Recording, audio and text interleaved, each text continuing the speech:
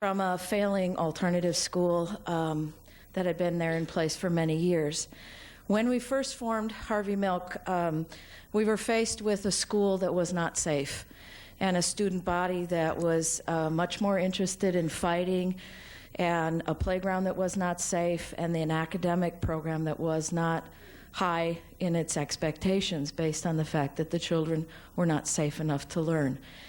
And we spent a lot of time looking at what it meant to be a civil rights academy and talking about what kind of program and school we wanted to present and build and grow from. And we came up with 4 main principles that we wanted to build our school around. Those principles are that we wanted to empower our students to learn through, first of all, teaching tolerance and nonviolence. That was our #1 mission statement. The second was through promoting high academic achievement. The third was through celebrating our diversity as a school community. And the fourth was building a strong home-school community connection. We've taken those 4 mission statements and really lived them as principles of the school. We had to begin, we call it securing the perimeter, basically by reteaching our children how to play and rebuilding a school community that was safe enough to then take that play and move the kids into the classroom and have high expectations around student achievement. And we looked at a variety of different programs and a variety of different ways of doing that. We have conflict managers, we have peace patrols, we have peace tables in every classroom. We have ways of promoting peace throughout the school, but when we stumbled on First Pass, which is a program by the American Sports Institute, we stumbled on something really special. And PASS means promoting achievement in school through sport. And I want to tell you that it's sport, not sports. And it's a program that has unified the school in terms of the tolerance and nonviolence. Other people are going to speak to it as well, but this particular program has really unified the school as a climate that is warm and safe and supportive of student learning. Good afternoon. My name is Vincent Matthews. I've been a public school educator for the last 17 years and a public school administrator for the last 12 years. During the years of 1992 to 1996, I was the vice principal at Tamalpais High School, which is in Mill Valley, and the PASS program was at that school for those 5 years. I watched the program, I watched the students in the program, and I can tell you that the students in the program turned themselves around. Many of those students were students who were at risk of dropping out of school. They certainly were students who were not definitely not engaged in school. And talking to those students about what excited them about the PASS program, what they kept coming back to was that for so many of them, in the regular classes or classes outside of PASS, it wasn't about them. It was about everything outside. The PASS program started from within and it looks at what excites you from within and then gets you to be excited about that class and about your other classes in school. As we know, many students will, if they're not motivated and not excited about school, they'll vote with their feet and they'll walk away. So it's important that we look at the student, look at what's exciting the student, talking to students, figuring out what motivates them, and getting them to turn themselves around, and that's exactly what PASS does. I'm not here to sell the PASS program to you. I'm just here to tell you that I was there and watched and am a witness to say that the PASS program does work. Good afternoon. My name is Evan Smith. I'm principal of Coulterville Greeley School in Mariposa County, not San Francisco. I'm happy to say that. And I wondered about that because I knew where Coulterville was. Yeah. But you never know. Thank you for correcting us. Thank you. I have a kindergarten through 8th grade school that's very small, it's rural, it's isolated. We have 112 students in grades kindergarten through 8. And one of our concerns in our surveys last year was the lack of respect that our students were showing towards each other. We were looking for a program that might be able to address that kind of a need on our school site. Personally, I've been involved in sports as a participant, a parent, a coach, an official. As an educator, I've been constantly seeking what is it that we can do to help motivate children to be successful in school. The First Pass program is the elementary part of the Pass program, and it was intriguing to me to be able to look at those kinds of concepts that make students want to participate in sports, and are there some aspects of that that we can bring into the classroom that will help motivate our children to do their best. And what we're seeing 6 months into the program, in talking with our teachers, we're finding 3 areas that we really see a difference. Number 1 is teamwork. Our teachers are reporting that students are much more at ease working together. They're taking pride in what they're doing as a group and working as a team. Secondly, we're looking at the idea of concentration and focus, using some of the martial arts ideas that the First Pass program does, setting the table for children to do a report, to take a test, to prepare themselves emotionally, mentally, to be able to do their best is a real positive aspect. And thirdly, interestingly enough, part of the First Pass program is compliments. And it's very difficult for young people, kindergarten through 8th grade, not only to give compliments to their classmates, but also to receive them. And one of the real positive things that we're seeing is that the children are becoming much more comfortable at being able to give a compliment as well as receive one. And lastly, I'd like just to comment on the sports aspect of competition that is stressed in this First Pass program.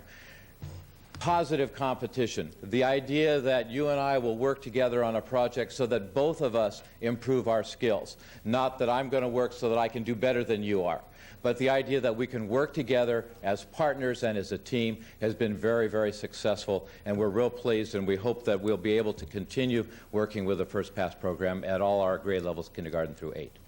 Thank you.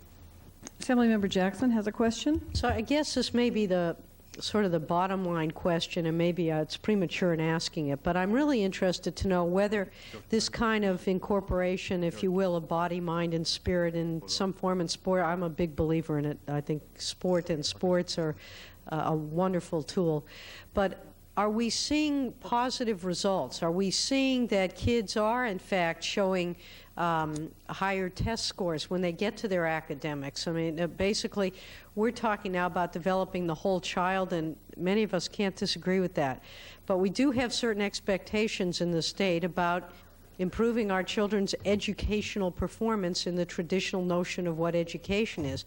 Are these kinds of programs helping us to achieve those better results so that some folks who find some of the stuff to be a little bit outside their realm of consciousness can still take solace in the fact that our kids are doing better when we ask them to compare their academic performance with children in other parts of either California or nationwide, or worldwide, actually? I may not be the best one to answer that since we're 6 months into the program and our testing will be in May, but I'm sure feeling, and our teachers are feeling, very positive about the aspects of our students being better prepared to take the tests, to be able to concentrate, to focus, to put everything else out of their minds while they're working on that particular task. And I certainly hope that that's going to be the outcome of our test results for this year. And ideally, I think, in our case, 2 or 3 years down the road, where the children from kindergarten and first grade are now maybe 5th and 6th graders, that we're really going to see progress being made as they work through this program and definitely have an effect on their academic performance as well as their whole life. Sure. On that point, being at the high school and being at the high school for those 5 years, one, for sure, we know that the number of students, there were some students we were almost positive would have dropped out who did not. So those numbers were definitely decreased. The second thing is that what the program does is it has students look at the things that help them, the elements that help them be successful in sports, and transform those things into their other academic classrooms, like concentration, like focus. And also what the program does is it has students track their GPA so that this is something that they hadn't done previously, but now they're graphing and tracking their GPA, so they're making goals regarding their GPA, where it is now, how much I wanted to increase this semester, how much I wanted to increase next semester. So absolutely, it absolutely does transform and change their other academic areas of school.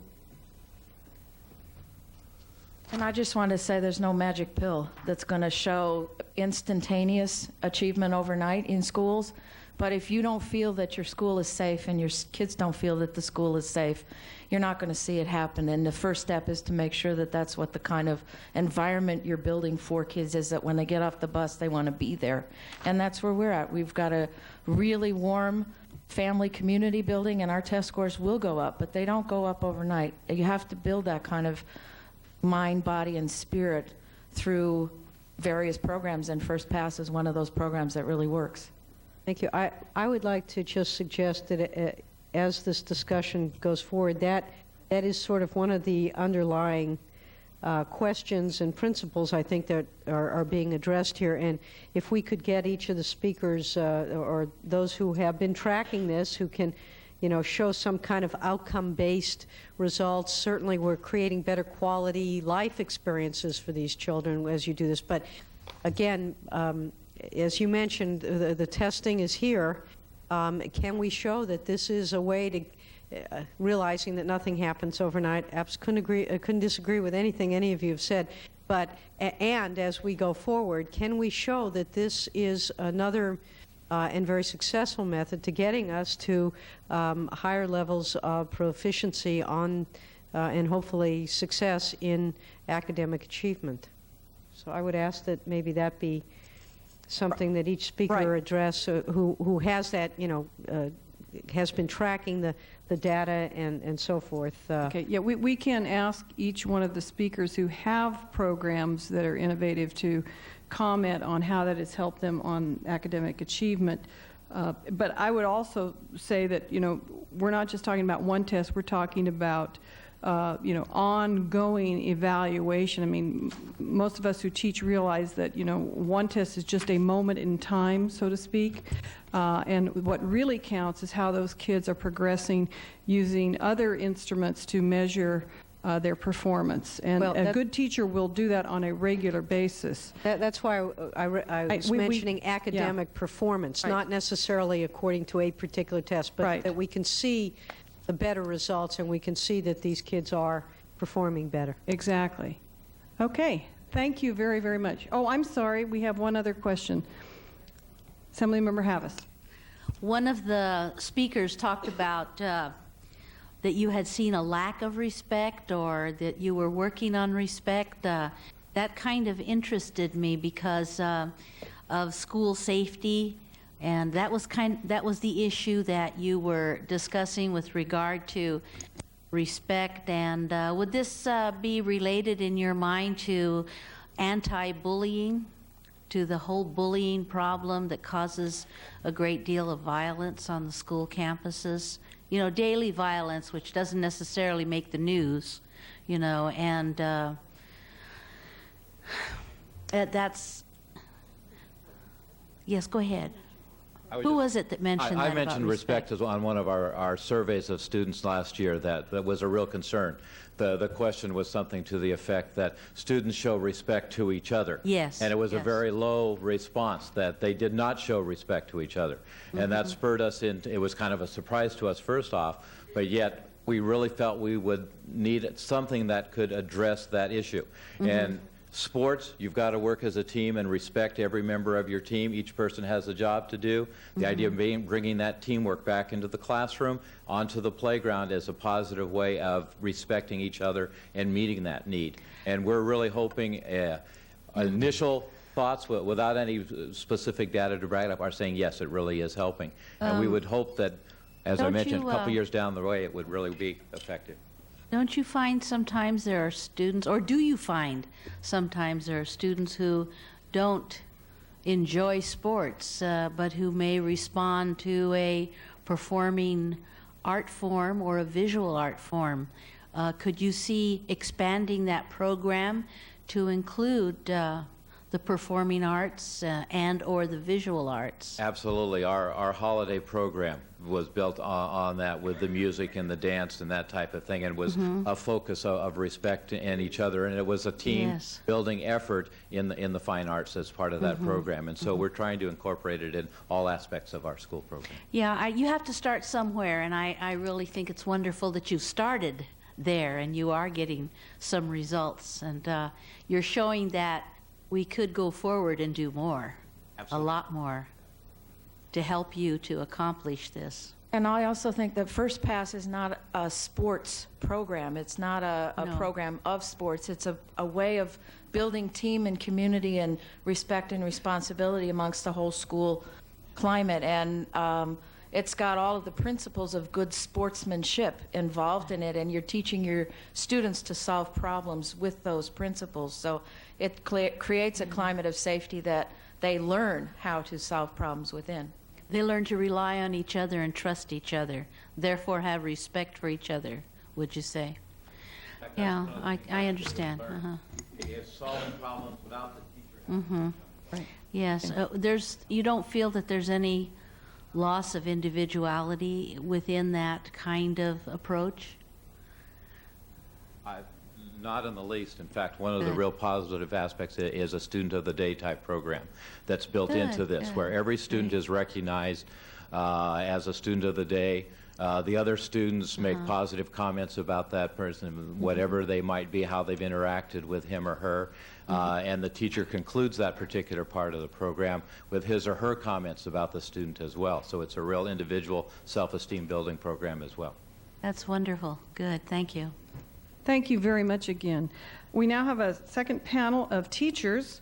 Herb Blanchard from McAteer High School, San Francisco, Veronica Castro from the International Studies Academy in San Francisco, and Peter Donov from White Hill Middle School in Fairfax. Welcome.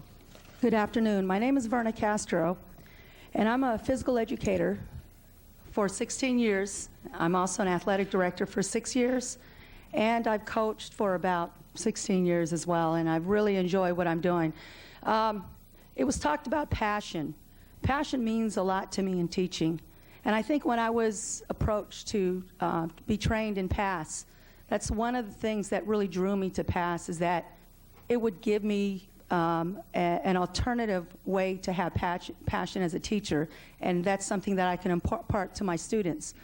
I think what PASS has done, I taught PASS at both International Studies Academy and prior to that at Balboa High School in San Francisco. And I was confronted at Balboa with a group of, I would say, 14 at-risk athletes. And what drew me to these kids was I'm under the belief that every child could learn. And it was very much a challenge, and I took this on. And it was unbelievable to see these kids, the connection they had. And the principles that were mentioned earlier by my colleagues of concentration and balance and rhythm and flexibility and, those are things that I will always remember as a teacher, and those are things that I continue to use as a teacher on a personal level and a professional level. I see these kids down the road. Like I said, I've been teaching for 16 years, and I've seen these kids in the shopping mall. And one of the first things they mentioned to me is, I remember the PASS class when we did this. And we talk about that, and we just laugh about how that has affected their life. I attended one basketball game. A couple of these kids one went to University of Hawaii, one went to another Division I high school. And we talked about the connections and how much it affected them academically. The gentleman talked about academics. Yes, we did watch them very closely. Every week we monitor the students through a status report. We monitor their grades. We then would check in with the teachers. We definitely involved the parents. We had periodic parent involvement nights where we talk about what we did. It was a very, very involved program. And it's something that I really, really enjoyed, and something that at my school now at ISA, I'm impressing upon my principal to bring this on to our entire school. So we are going to try to create this for our entire 9th grade students, and also bring in the social aspect of PASS, because not only is academic a big part of PASS, but so is the social part of PASS. And the program has been a wonderful addition to our school. Thank you.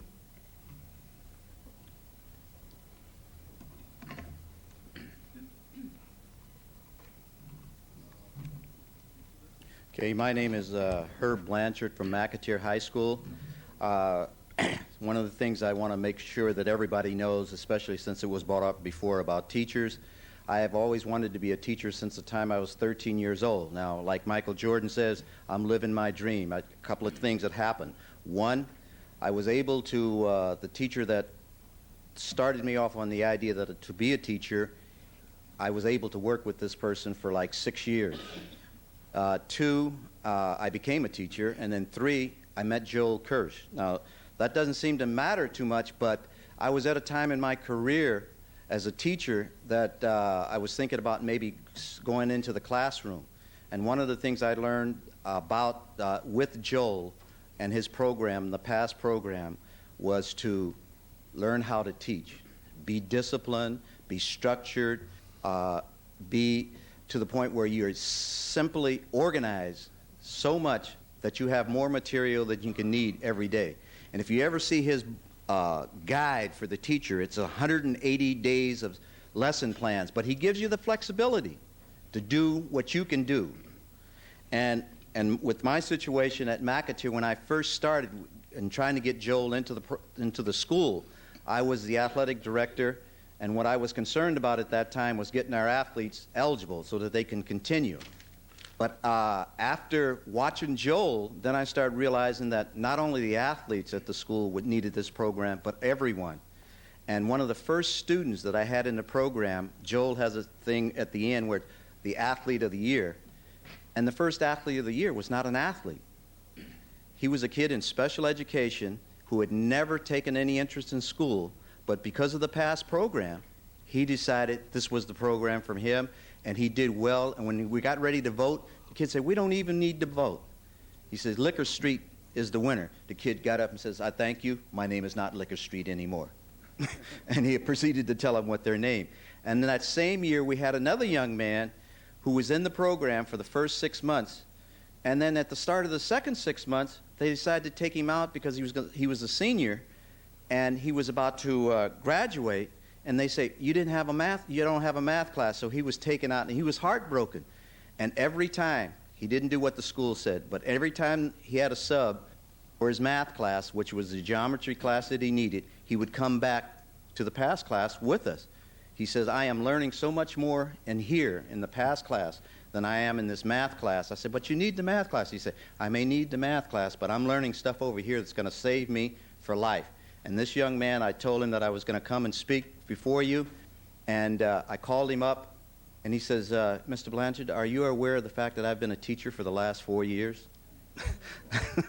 But he said, unfortunately, he is going to try to get out of teaching because he doesn't feel that he's getting enough help.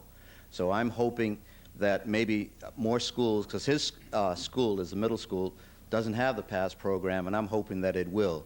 One of the things that I have found as I get older, I'm getting more and more like my dad, long on advice and short on cash.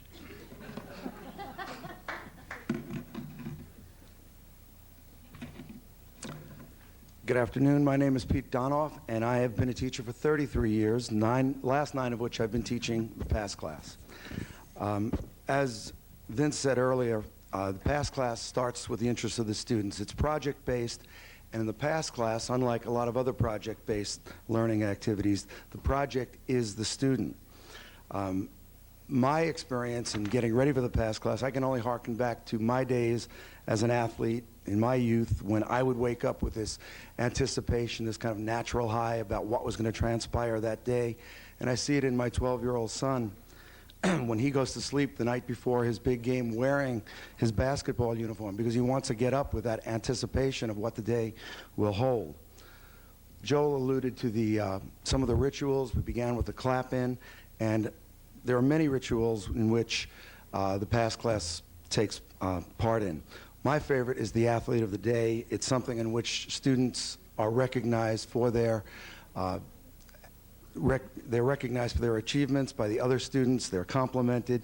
And if you've ever worked in a middle school, you will know that compliments in a middle school take place as often naturally, probably as it snows here in Sacramento. So I'm very grateful for the PASS program and the compliments that it gives its students. Thank you.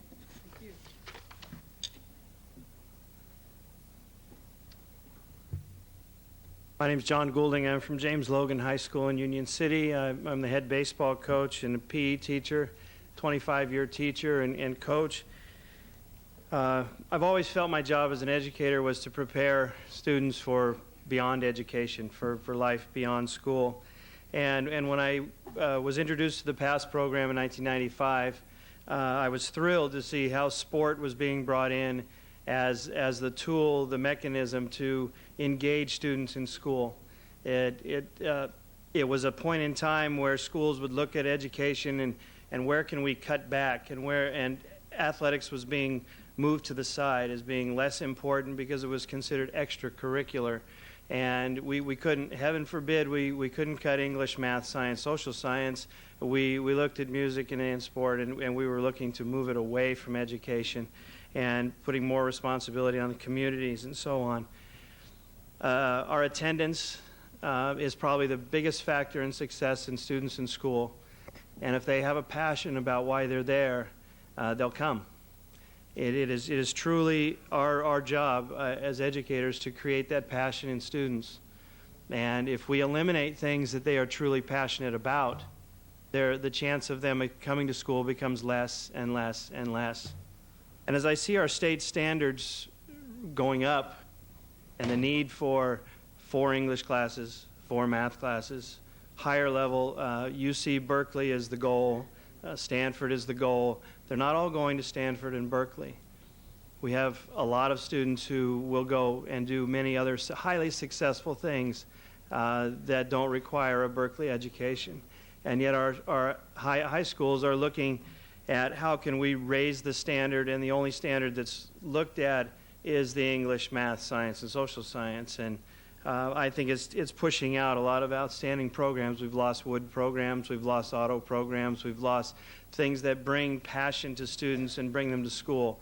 I went to school every single day of high school looking forward to practice that day. I didn't go to school looking forward to my English class and the thrill I would get from reading Grapes of Wrath. Sport was why I was there. Our schools are known as comprehensive high schools. They should be that way. They should be comprehensive. They should include everything. We shouldn't be looking for ways to eliminate high-quality programs.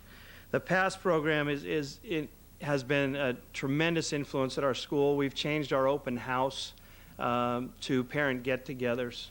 In the PASS program, we invite our parents to our get-togethers, and our school of 4,000 students has changed from being an open invitation and getting 4 parents per class to about an 80% parent turnout, because each teacher invites we pick a period each semester, and we invite those parents personally, like we do in the PASS program. Many teachers have come and asked, what happened to Jimmy? Jimmy's not Jimmy that I remember from before. He turns his work in on time. It's high quality. He's doing great things. It's the PASS program. One quick story. Former student, his passion was cars.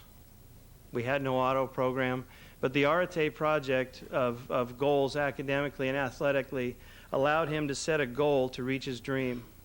He's a NASCAR pit crew worker now.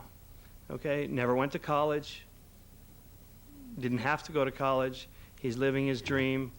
It's part of the program to allow them to the confidence and the skills to pursue their goals. Thanks. Thank you. Just a comment, when you mentioned the career technical education component and how many high schools have had to eliminate those programs, you should know that that's a top priority for the legislature, is to make sure that we keep those programs as options for students, because in fact those are the programs where kids can apply what they've learned in mathematics, in science, in a hands-on, engaging manner, and it makes perfect sense to keep those programs, whether or not you go to a 4-year college.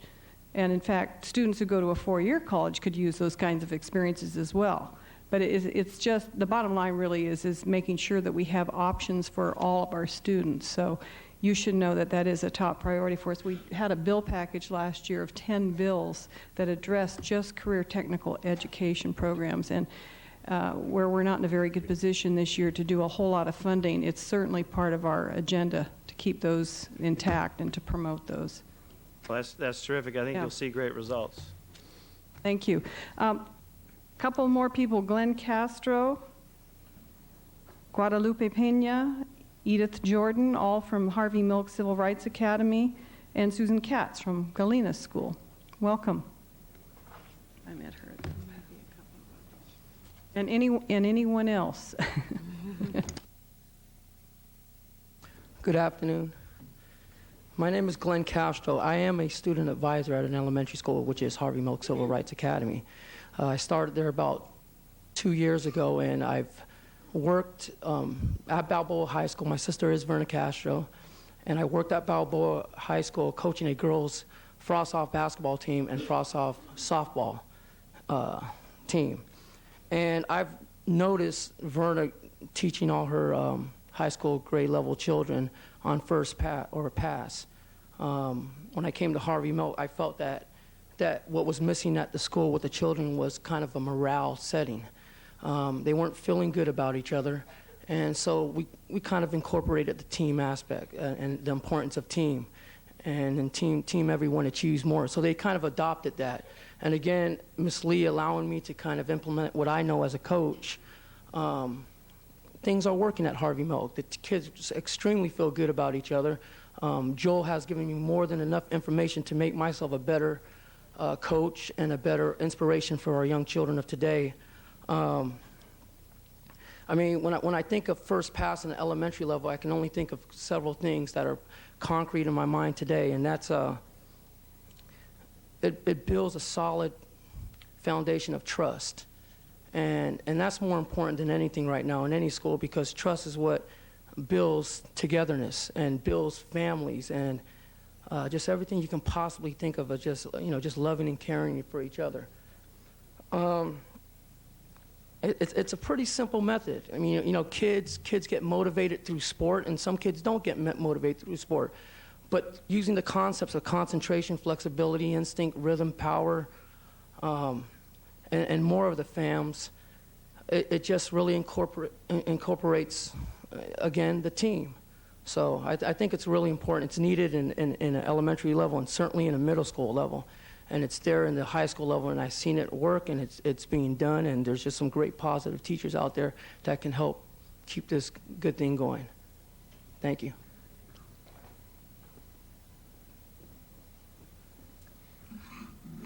Move this down. Hi, my name is Susan Katz, and I began my teaching career in Teach for America, which is part of AmeriCorps, and then I became the on-site consultant to the superintendent of San Francisco Unified Schools.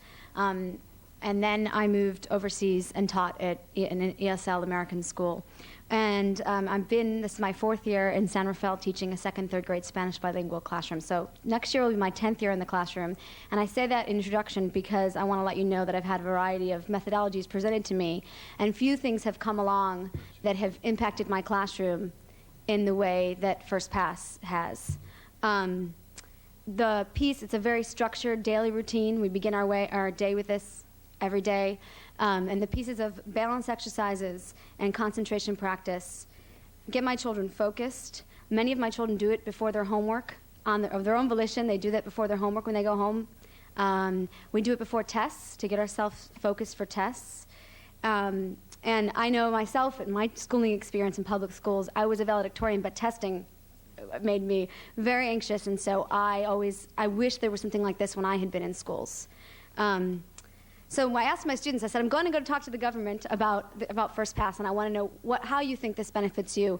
And a couple of the things they said, and I quote, is it helps us concentrate, and we get to know each other better. And I would add to that the student of the day piece that someone was commenting on before is such a strong component for my children and for me as a teacher. It builds their self-esteem, which is a key issue today in education. I brought some quotes of things just in the last couple days that my kids said to each other in appreciation. They said things like, "You have a splendid heart. You're a tremendous friend to me. You're very athletic. You're great at math." So it gives them an opportunity not only to comment on their academic achievements, but also on their personal strengths through each other. It gives me an opportunity to comment on the personal strengths I see in their family situation and things like that. I only wish I had more time in the day, because we do have a lot of standards and curriculum to cover, to do things that center my children and focus them and build their self-esteem, like First Pass. I think it builds a community. You can hear other classrooms in my school clapping in and clapping out, and we've all been trained in it. So it builds a sense of community in the school as well, and a sense of consistency and high self-esteem. Thank you. Thank you. Hello, my name is Edith Jordan. I'm a fourth-year teacher. I teach at Harvey Milk Civil Rights Academy. I'm a third-grade teacher. I've been teaching First Pass. This is my first year, and I've taught at a couple other schools. And one of the things about First Pass that I enjoy are all the things that were said before. But we talked a lot about students and their achievement, and I want to talk about 3 specific children that I have that are low achievers that, as a teacher, I struggle with what can I do to make them feel a part of my classroom community. So with the First Pass, because of their behavioral problems that we had, which does take away from the day, with the First Pass, when we get to the Student of the Day activities, it's a time for myself and the children to be honest with them. And some of the things that we've said is so-and-so, I don't like it when you yell out of turn, or, I don't like it when you do this. And I have seen an honest improvement in their behavior. So I can't necessarily tell you that their test scores are going to go up. What I can tell you is that child is in the room with me, and they're there every morning, and they're ready. And a lot of the teachers in school come up to me and say, Ms. Jordan, you've done a great job with so-and-so. And honestly, the only thing I've done is follow the script that I was trained in at the beginning of the year. It is a wonderful program, and it's something that we should think about involving all the schools in, and it does only take about 20 minutes a day.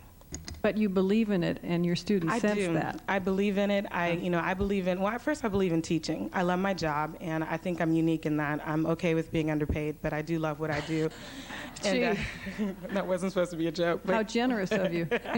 No, just for now. I'm young, okay. But what I want to say honestly is that I was a child athlete, and that is something that if you don't have a mom that can stay at home and take you here and there, that you might miss out on. And that is something that my mother was able to do for me. So I went to sports, I danced, and a lot of these kids don't have that. They come from poor families. They come from families with working parents that they stay in the after-school program with us until 5:30. And so with a program like First Pass, they are given a chance to develop some of the components of learning good sport. And you made a comment about what about the child who isn't into sport. Well, it comes out in other things. So my child that isn't physical in sport, he's the chess king. And through chess, he develops sport and he develops good attitude. And they're able to deal with each other in a way that is phenomenal for me to see as a teacher. They're able to use good positive statements with each other. We don't have a lot of fighting, and we're able to take ourselves back to something that we can all unify ourselves with, which is the First Pass. It's our ritual, and it's the one thing that we all have in common regardless of our race, our sex, where we come from, our culture, or anything else. Okay. Thank you. Great. Thank you. My name is Guadalupe Peña, and I'm also a third-grade teacher at Harvey Milk Civil Rights Academy. Too often, you hear all the negative things going on. Well, I'm here to tell you that here's a positive thing going on, and it's called First Pass. It works. I invite all of you. Tell your colleagues. Come down to Harvey Milk School. We're a 9:30 school. You can see 240-plus students and their teachers clap in. You hear all these negative things that don't work. Once again, First Pass does work. But you have to see it yourself. I mean, we're all here telling you, sure, it works. We're giving you all this information. But again, you've got to come and see it. You've got to come and ask these students, these parents, what is it that works? Ask them, and they'll tell you. This is a program that does work. It doesn't take a lot, 15, 20 minutes max, like Edith said, but it does work. It helps. You can see what it does for every student, different abilities, different interests, and once again, it does work. Too often we hear, oh, this is not going, this is not working. Where's our future of our children? Well, you know what? This is the future, and the future looks good. I want to leave you with this. I asked my kids, and they're 8-year-olds, but they're wonderful 8-year-olds.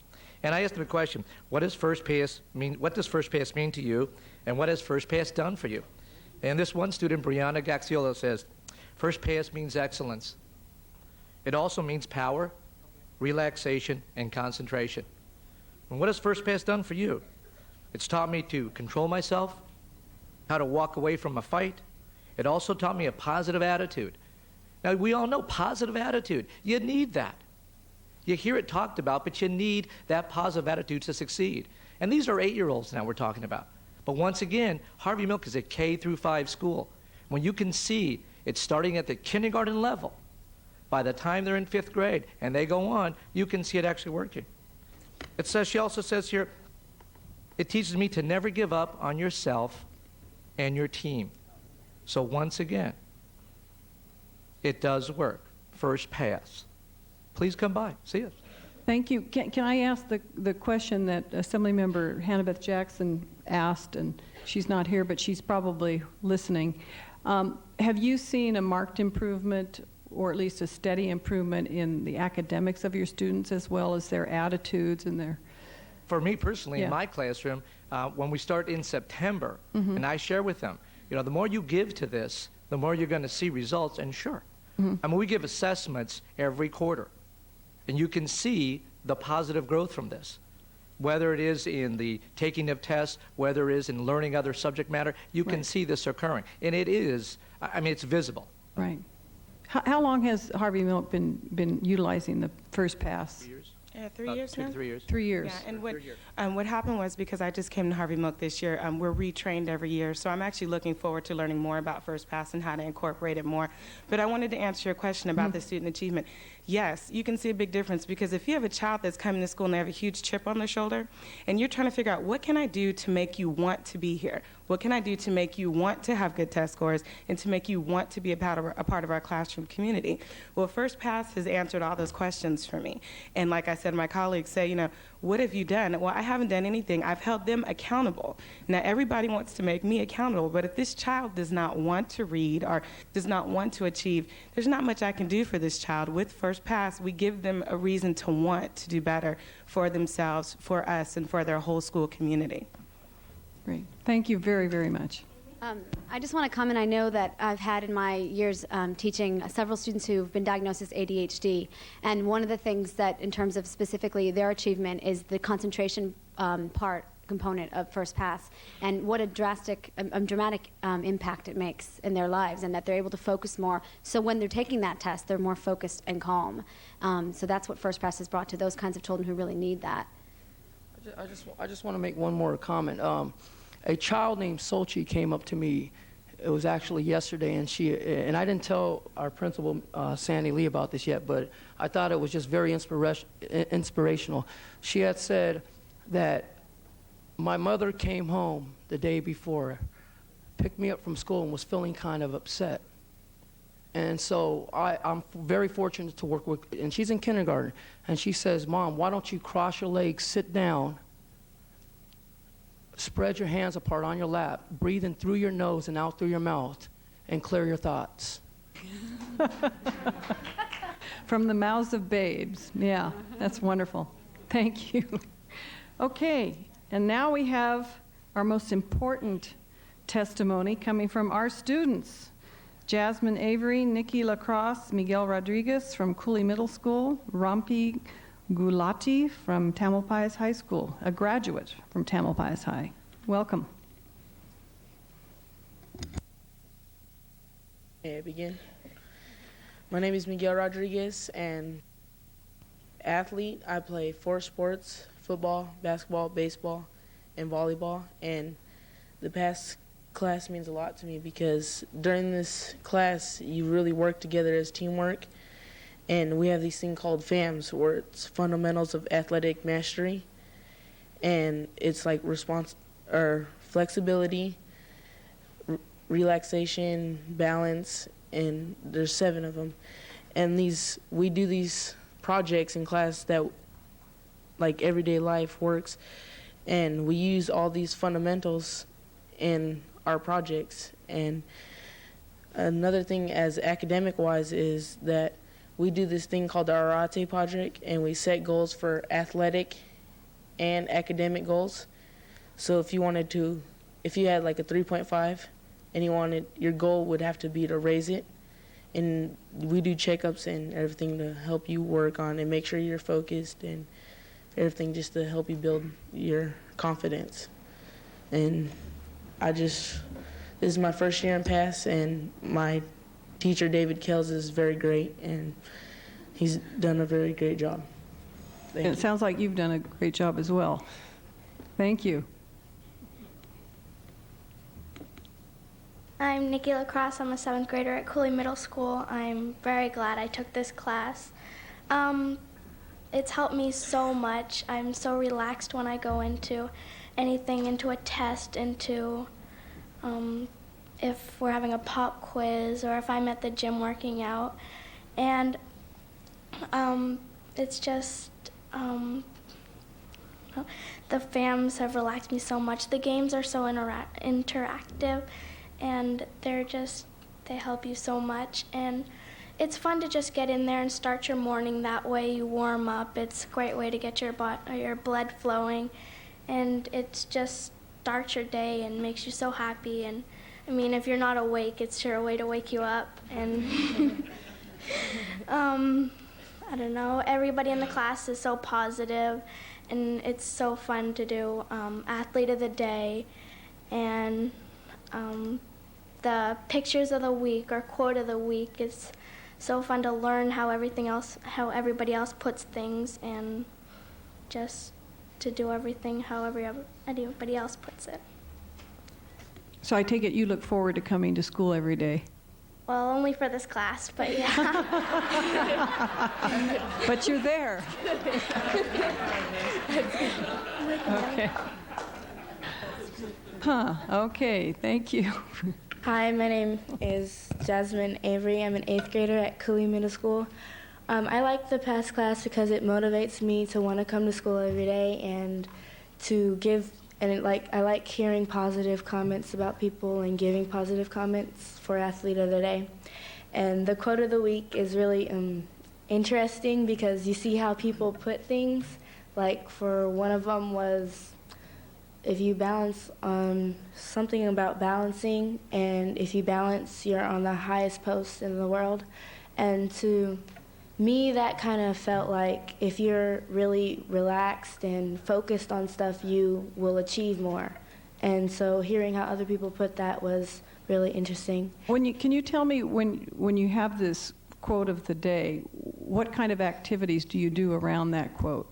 We just have somebody chooses someone, and we go up there and we talk about how like the person who said it, we give background on that person, and then we tell what that means to us, and we offer up if anybody else wants to say anything about it. Mm-hmm. And then for our warm-ups, I like doing the warm-ups because it's something to wake us up in the morning. Like if we're all tired and just don't want to be at school, we kind of just wake up by relaxing and having soft eyes and just kind of breathing. Is music a part of this at all? Not really. It's something to kind of keep us from distracting ourselves. Like we concentrate, which means we close our eyes and breathe to center and try to clear our thoughts. And sometimes our teacher will put on music to try to see if we'll get distracted or something, and most of the time we don't. Most of the time we just kind of ignore it and clear our thoughts and make sure that everything goes good. I guess I was getting at that some music actually helps you concentrate because of the rhythms of the music match your brain waves. I don't know about everybody. I've heard that Baroque music. Yeah, I don't know about conducive to everybody that. else, but I go to sleep to classical music because it puts me to sleep. Yeah. I actually tried that with my 3rd graders. Our Athlete of the Day I like that the most because you hear positive stuff about yourself and it keeps you up. It keeps you makes you want to feel motivated to keep doing more positive things. Yeah. Wonderful. Thank you.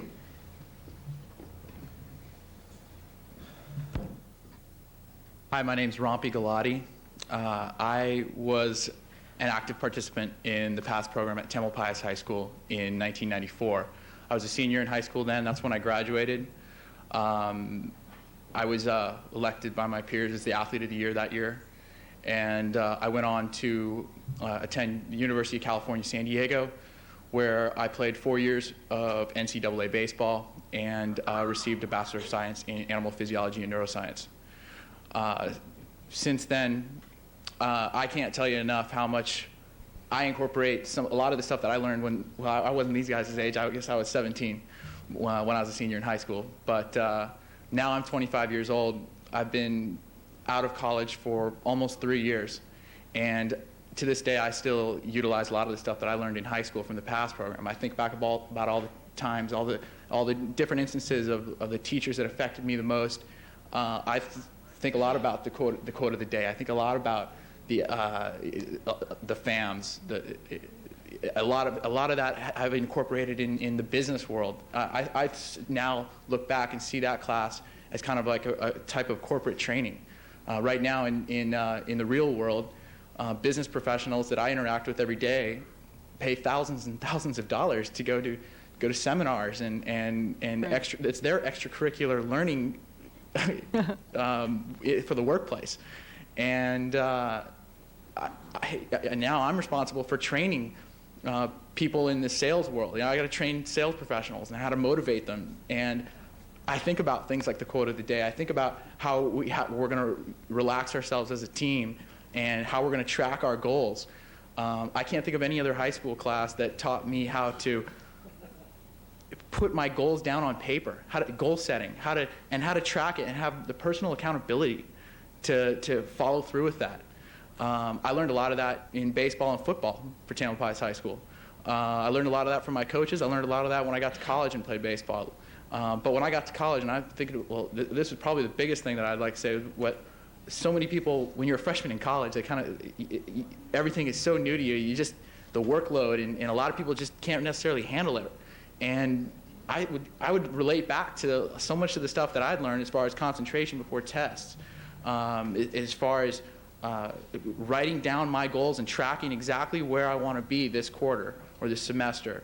And the peers around me were wasting their time and thinking that if they could apply themselves the way they did in high school, yeah, sure, they could get their 3.9 in high school, but as soon as they get to college, all of a sudden it's a lot tougher, and you're in a much more competitive market. I found that the PASS class was direct. There was direct correlation to making it a smoother transition into college for me personally. That's pretty much the gist of what I wanted to say. If you guys have any questions, or for someone who's been through the complete program, or someone who had applied that in college and in the real world after that, because I think that's what one of you were stating earlier. What's the bottom line? What's this going to have to do with how is this going to affect our kids when they're out in the real world? I saw this as an invaluable resource that other people in the world pay thousands of dollars to try and extract the same concepts and ideas. I've been to business seminars where I think to myself, I learned that in PASS class. Right. I learned that. There's a lot of correlations there. So right. I'd be happy to talk to any of you guys about it if you want to approach it or now. Either. Yeah. Well, I was just going to say, so what you learned through this program as a high school student has, stayed with you through your college experience and now as an adult. So, absolutely. So absolutely. The values that were instilled in you that this program presents are values that go with you through life. Absolutely. And in fact, we can't forget that, we're all lifelong learners. So, the earlier you get these skills, it seems to me, the more beneficial. Yeah. In fact, in high school, I was not one to be a real vocal leader. I was the type of person that took pride in leading by example, mm-hmm. and a lot of the concepts that were instilled upon me in the PASS program allowed me to really mold that strength.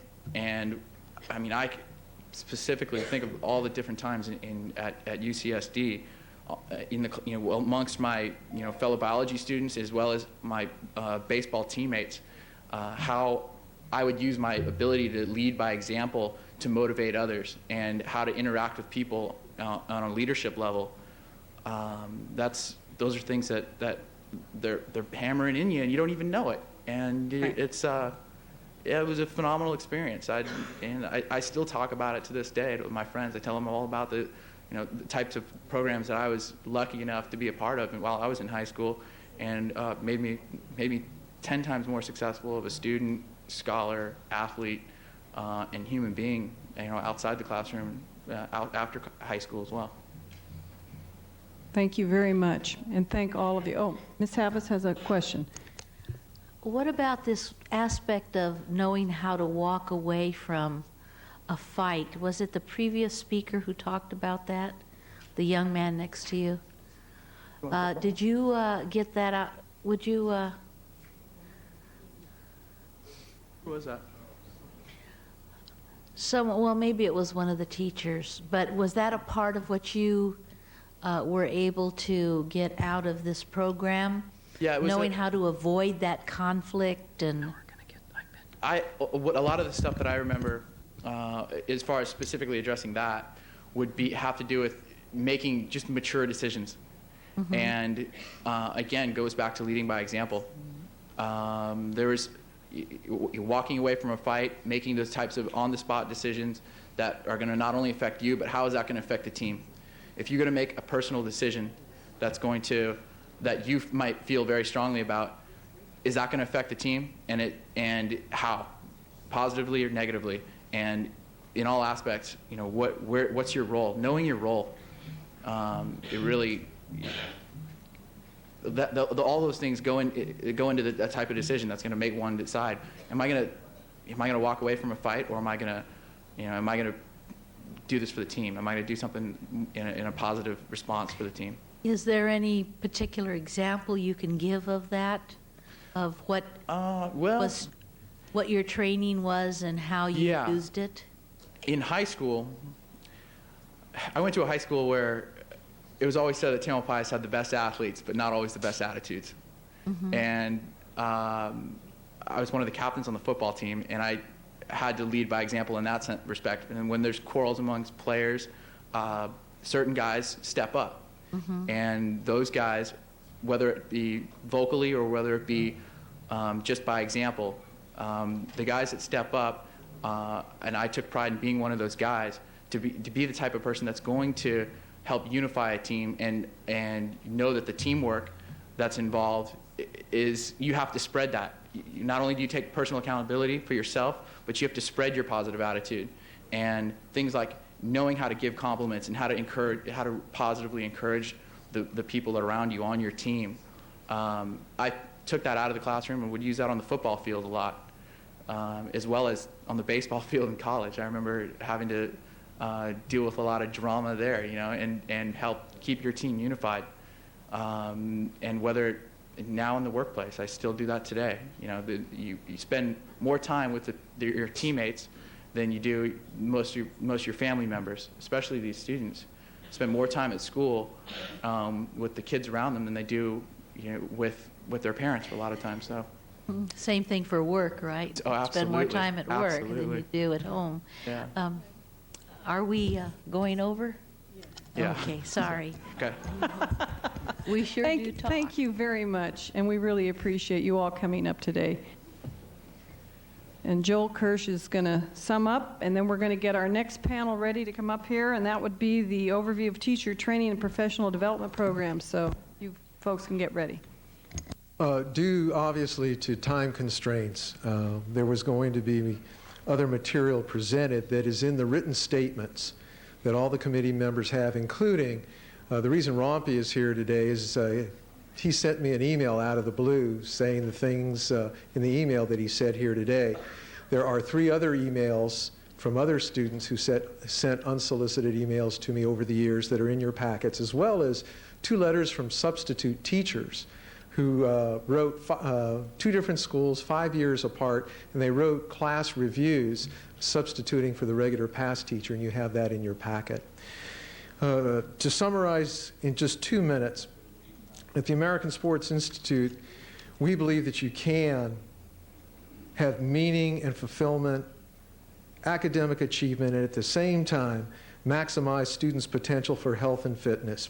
You do that 4 ways. 1, by viewing the learning of any discipline including sport, as a holistic, integrated, and balanced experience comprised of the arts, humanities, and sciences.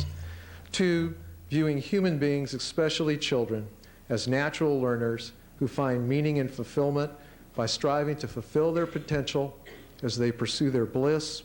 3, using the positive aspects of sport culture as a model for reforming our schools, and this includes using the fundamentals of athletic mastery that many of the students talked about. And finally, developing a reformed and refurbished approach to physical education and incorporate this approach into all courses. At the American Sports Institute, we envision a time when athletics will return to their rightful place of honor in the arts and humanities, and when physical education will assume a more integral and respected position in the educational enterprise.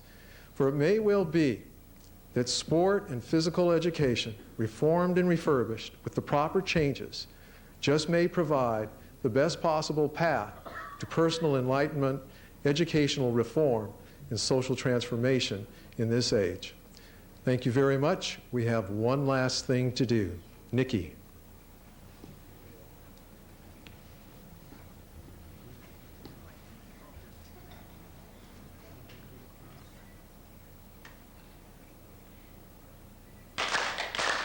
Good job. Thank you very, very much. Thank you very much, Dr. Kirsch. Okay, now we're going to hear from the teacher training aspect of this. Want to hear about what kinds of methodologies are being taught in teacher training programs and professional development programs for teachers.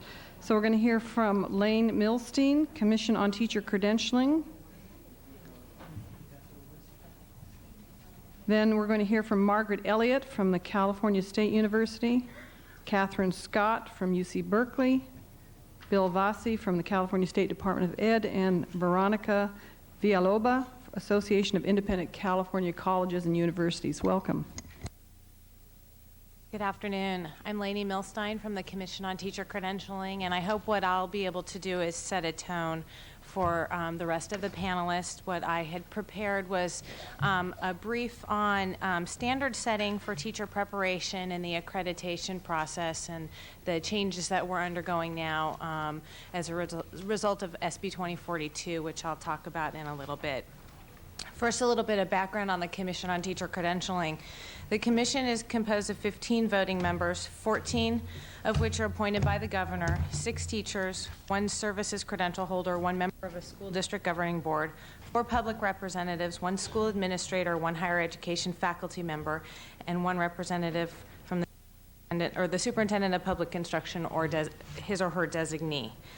The responsibilities of the Commission are to establish professional standards, assessments, and examinations for entry and advancement into the education profession, to determine the scope of credentials and issue and renew credentials, certificates, and permits, professional discipline, and program accreditation.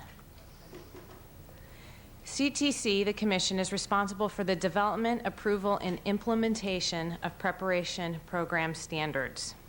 The Commission approves programs and awards credentials and certificates on the basis of standards for educator preparation.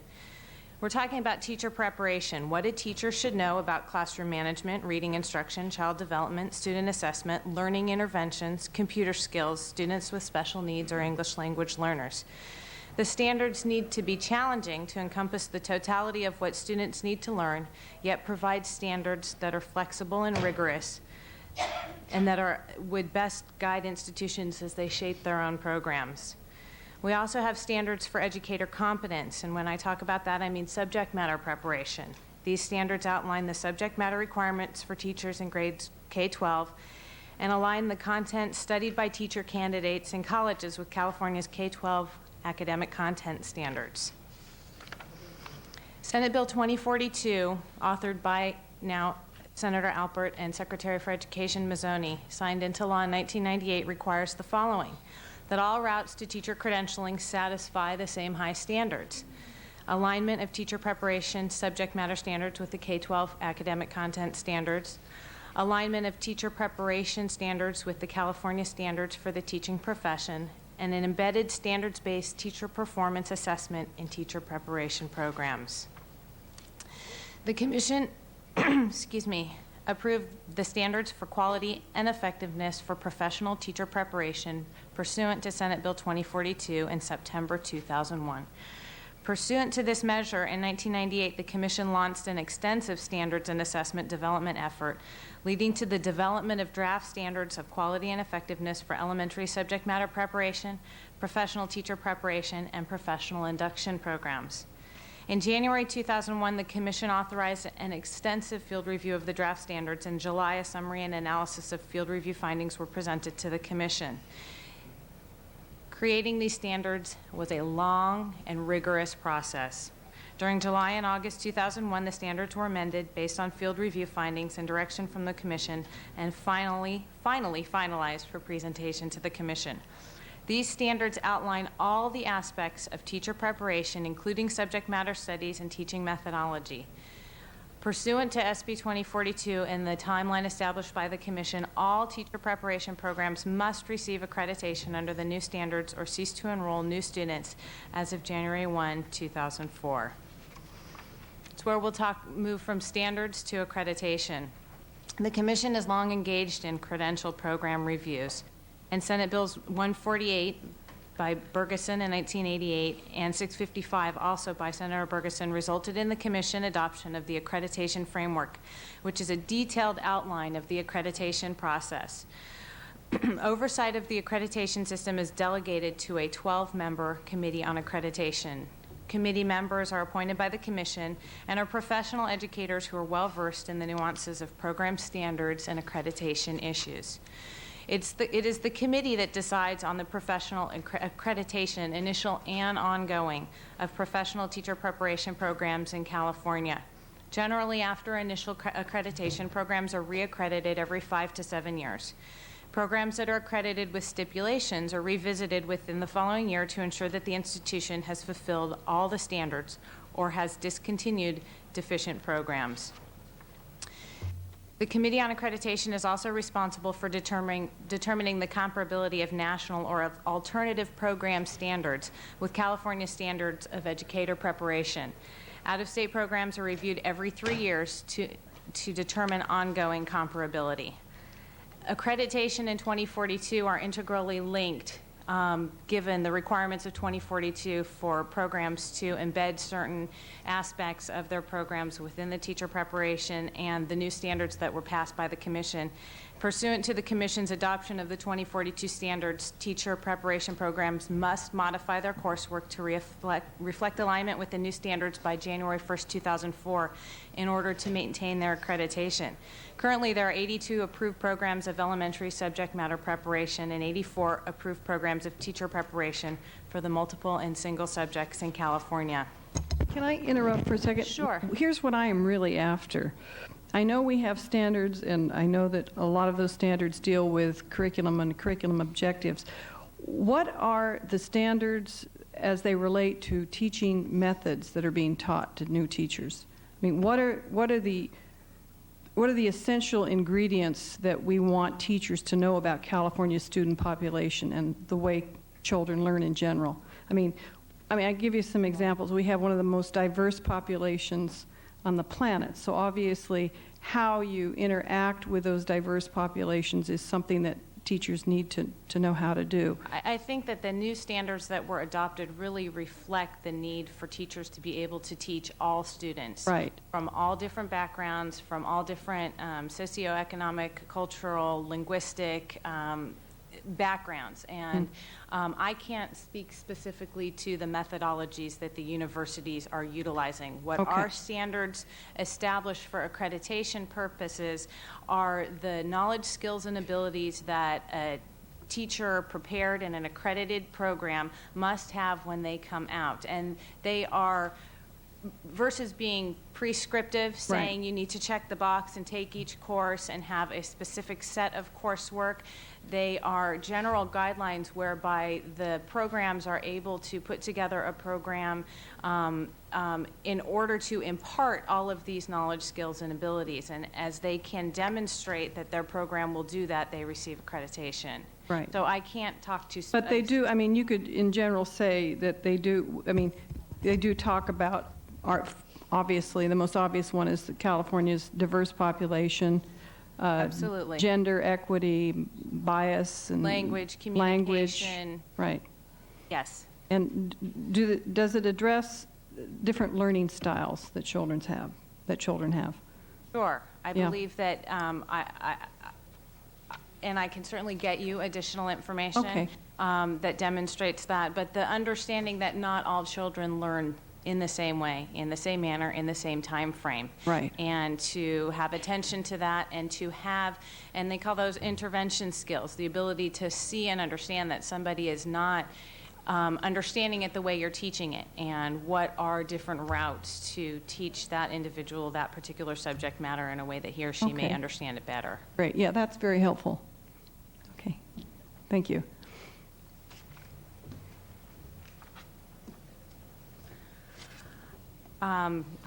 What I just had wanted to finish Sure. up with Go real ahead. quick is that just that we're on a timeline for the new 2042 standards to be adopted, and we've got 34 early adopters who will be implementing all of the new standards, I believe, in July, and everyone else is in a 2004, so we'll have all 84 programs of teacher preparation reaccredited under 2042 by July 1, 2004. Okay. Thank you. Good afternoon. My name is Margaret Elliott. Sorry. My name is Margaret Elliott. I've been an educator since I was 4 years old. At my preschool, there was a playroom. Between 9 and 9:45 every day, I held forth to my class. There was no truancy in my classes because I was bigger than all the other kids. So when I called them forth, they came in and they sat and listened to what I had to say. From that time on, I've been a student of education, that is, of being a learner and of being a teacher. One of my most impressive experiences was working with special education students. I discovered then if I didn't have something important to say, they would simply walk away and leave me to discourse by myself. At that point, I decided I better pay attention to what's on the other side of the desk. From that time on, I have felt enlightened by those students and have been relatively successful in teaching from that point on. I am by choice an elementary physical education specialist. It's been my life. I continue to watch kids every chance I get to see how they acquire skills and information and competence and confidence. My most recent assignment is at the university level as a teacher educator. I'm at Cal State Fullerton. I speak to you as a member of the CSU community of teacher educators, and I'd like to call your attention to the chart. I think it was distributed to you, and the process that people go through to become teachers. Lane talked about the context, the CTC requirements for teachers, which are listed on the left-hand column. I'm sorry, I have copies for the audience as well. These represent the discipline of physical education, or more properly, kinesiology. We've identified these core areas as the most important information that teachers who are going into this field need to have. When students come to us at the university level, once they've completed their general education, lower division requirements, they come to us for the disciplinary core. At that time, they learn the theory and concepts which are embedded in the study of movement in whatever form. And I use the term movement as an inclusive one. It's physical activity in another sense, but includes sports, games, play, exercise, and dance. So when I say movement, these are the things I mean. Once the students have been fairly along in the disciplinary area, they move into the professional section, which is understanding motor development. What are the various stages of development that humans go through? And what are their stages of competence? And how can we look for benchmarks as they go along that way? We move then into when they've completed the academic core and they've finished their baccalaureate program, they move into the professional program, or the post-baccalaureate one, where they really get into the context of your question about methodology. To this time, we've amassed all this information about the efficiency of movement and the motivation to move and the sociology, the cultural aspects of movement. In the fifth year, we start looking at What does it take to have a student acquire skills and knowledge related to movement? That becomes a methodology. A part of that study is exactly the notion about individual differences. Every child, every human learns in a different way. How can a teacher accommodate those differences to the best extent possible in classes that are sometimes outrageously large? 50, 60, 70 students in a class makes it difficult to individualize. However, teachers continually try to do that. In addition to the teaching methods, we look at the content areas. What's appropriate for kind of students we have in a particular school? What fits for certain groups of students, and how do we accommodate that in our program? How do all these things meet the standards that are expected for physical education? That is, the challenge standards expected for physical education. Our teachers are prepared to meet those standards, to use those standards as they formulate their programs, and then to assess against the standards with the students. And one of the nice things about the program is that we suggest that the students are able to write their own rubrics for testing themselves. That is, we're talking about classroom students testing themselves on their programs. Once they've completed the postbachelor program, they receive a preliminary credential, of course, and then they begin to teach. And then they have a 5-year span in which to complete the clear credential with the additional coursework in reading, adaptive physical education, health education, and so on. We anticipate that our graduates will be fairly successful in the first 2 years of hire because they have the support of the Bergeson BITSA program. That's incredibly important for beginning teachers. Without that safety net, many of them would just simply disappear because it's too overwhelming. And we know from research that the first year of teaching is essentially a survival year. If they learn how to manage the kids and not crash at the end of the day, they've done pretty well. By the second year, they begin to inculcate ideas that they learned in their own instruction. By the third year, they become more managed themselves. They're more clear about what they're doing. They're more focused.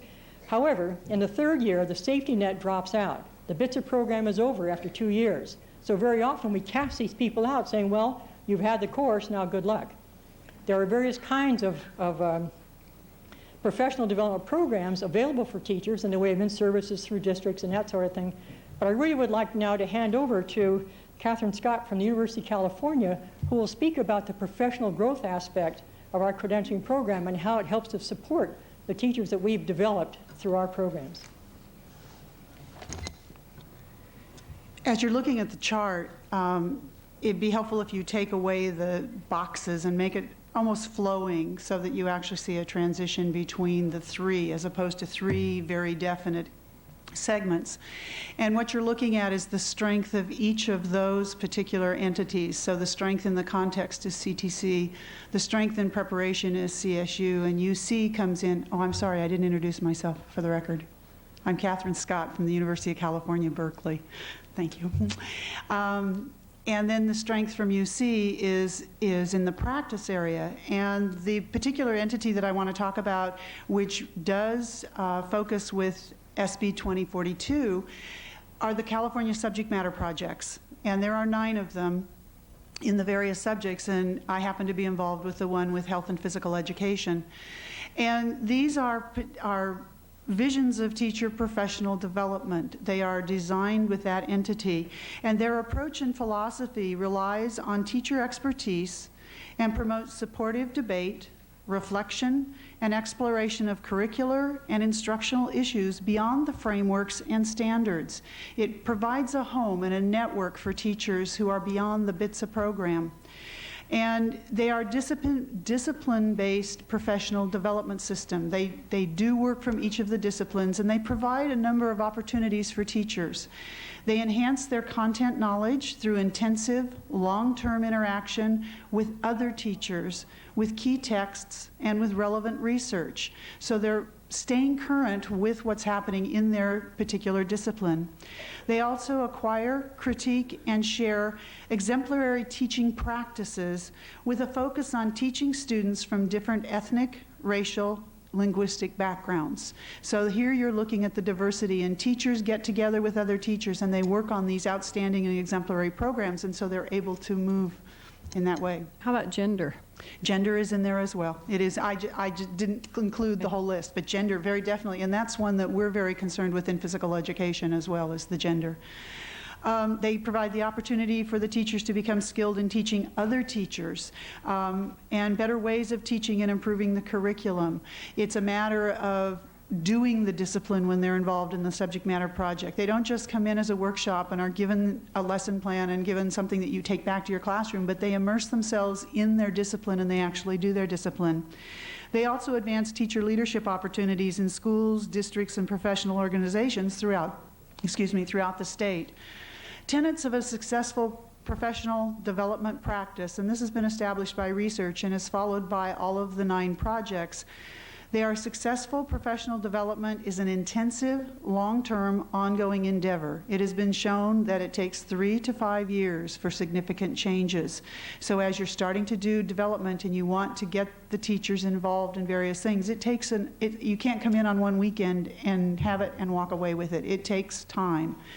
Successful professional development gives teachers opportunities to deepen their understanding of their subject matters and teaching strategies specific to their disciplines.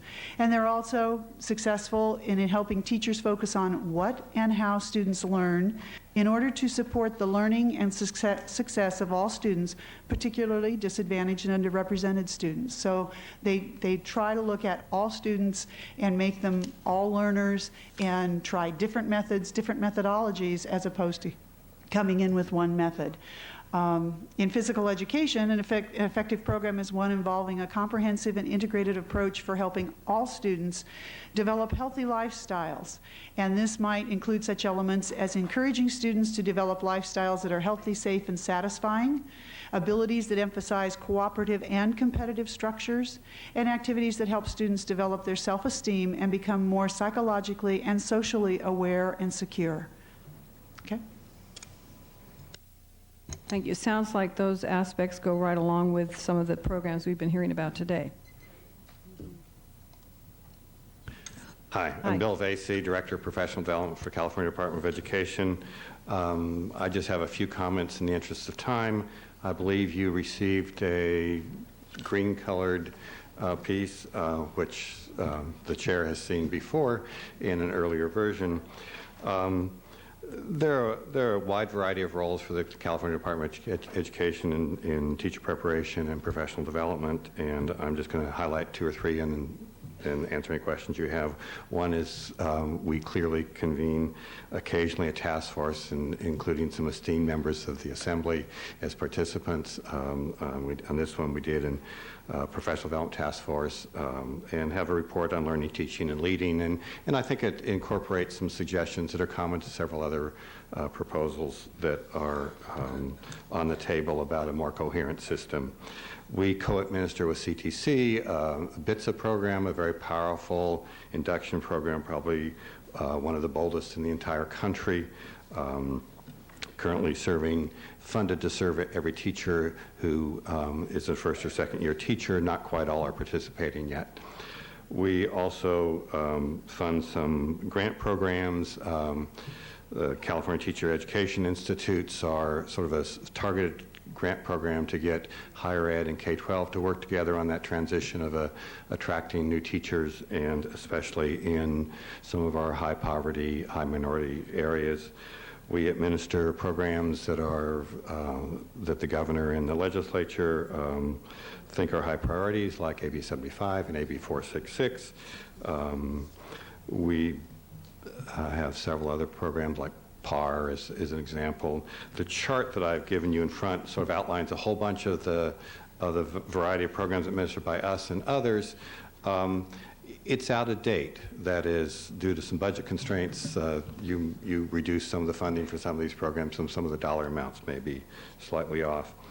I think the other thing we try to do is we try to provide some support to county offices and school districts for most of these programs through some technical assistance, through some monitoring. Some of these programs have some compliance-related items. We provide staff support to the state superintendent and the State Board of Education, and we do a lot of collaborative work with other agencies. BITSA is probably the strongest example. One of the question you sort of asked earlier about instructional strategies, I think, is an important one. It's the heart and soul of what we're trying to do. We're trying to make sure that people do what works. And so most of the programs we administer have a focus on some sort of data-driven decision-making. That is, are the programs, the practices that you're engaged in actually making changes in student performance? And so recognizing that we have a wide variety of students who respond to different instructional strategies. Some respond quite well to a lecture situation, some respond much better to some collaborative work, some you have to sort of work through how that's going to work. And depending on the program and what's in it, there's the strength of that approach is varied. I'll give an example from BITSA. One of the things that a beginning teacher has to do is take two individual children, and this is a brand new teacher who's struggling with classroom management issues and some other, and chart their progress, and you choose a high achiever and a low achiever, and you look at the difference and you do some self-reflection on the effectiveness of the particular instructional strategies and decisions you've made that day. And so this is a very concrete, did this work with this particular kid? And the hope is that that will help teachers over time always ask that question with each kid in the classroom. And anyway, there's a lot more we could say here, but we're limited on time, I think. I appreciate it. Thank you. Sure. Hi. Hi. My name is Veronica Villalobos. I'm with the Association of Independent California Colleges and Universities. Thank you for giving us a few minutes to give you an overview of our teacher preparation programs. As you probably know, independent institutions have played a major role in teacher training and development in California. Over the last 2 years, the number of credentials in the independent sector has increased to over 60%. Above all, our programs are diverse in nature, yet they all place great emphasis in student support, in mentoring, and student-faculty interaction. The underlying goal of most of our programs aim to blend theory and practice and make coursework relevant to in the classroom real-world experience. Looking across the sector, firsthand experience in the classroom has been an integral element of our teacher training programs. Good teacher preparation programs emphasize student relationships with not only master teachers, but with faculty and others on campus. The amount of time that a student spends teaching in the classroom and is mentored is correlated with the length of time that they spend in the profession. For example, at Notre Dame de Namur University in the Bay Area, student teachers spend 3 times the state required time in the classroom, and it has shown to be successful. In responding to California's changing demographics, the economy, the lifestyles of Californians, a good number of institutions are changing their ways and expanding the capacity of their programs and doing weekend and evening programs. Specifically, they're targeting interns, emergency permit holders, and paraprofessionals such as student teacher aides. For example, Fresno Pacific University administers Project Voice, and this supports bilingual paraprofessionals who have the experience in the classroom but may not have the knowledge or skill base to continue. We see that colleges and universities are emphasizing models of teaching that integrate various disciplines, including technology, health, multiculturalism, and community health education, which is somewhat new. Lastly, in regard to professional development, we have seen greater collaboration with school districts and district preparation programs with our universities. For beginning teachers, peer support and the ability to evaluate one's own teaching in the classroom is essential for retention and for effective teaching. Dominican University, also in the Bay Area, for example, is a part of 3 regional BITSA programs, which speakers have referred to before. These models emphasize mentoring by expert teachers. It creates a community of network and support, and it also allows for exploration of best practices for beginning teachers. So lastly, I just want to reiterate that we've had a long tradition and a deep commitment to teacher education, and that we are constantly revising our programs to meet new standards and uphold creative practices, which we hope we could do.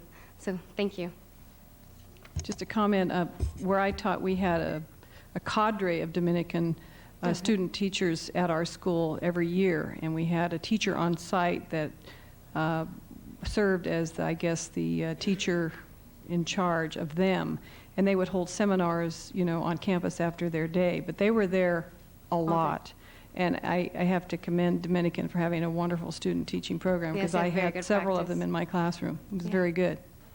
Thank you. Okay, moving right along, and I really apologize for the lateness of the hour. That's what happens. We're going to have now a group coming up.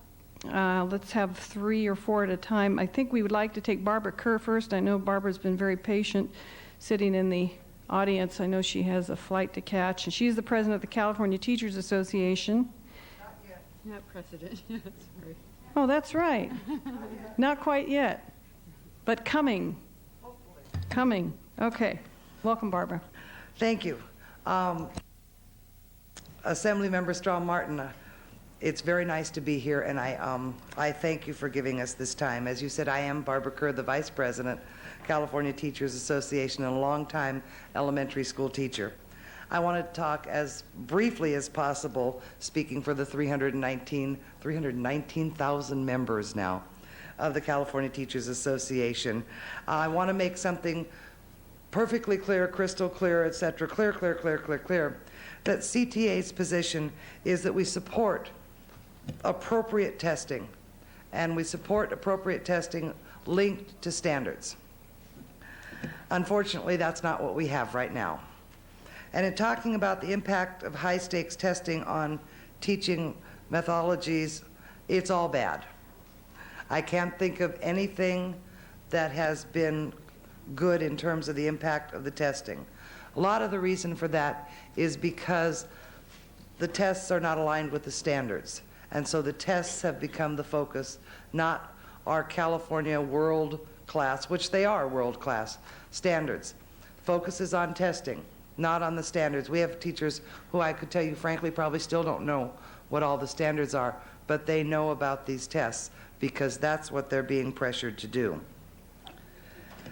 We heard a lot earlier about the passion of teaching and learning.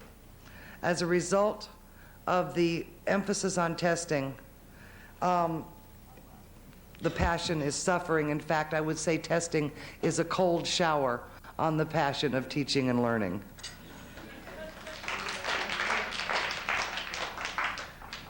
Walt Haney, a Boston College testing expert, said, "My main worry is that students will learn how to take tests, but not how to think." And that is the main worry of the teachers of the California Teachers Association as well. Teachers and students are becoming robots to the test. It's sort of like McDonald's, where you can have, no matter where you are, you can have a Coke, you can have French fries, you can have a hamburger.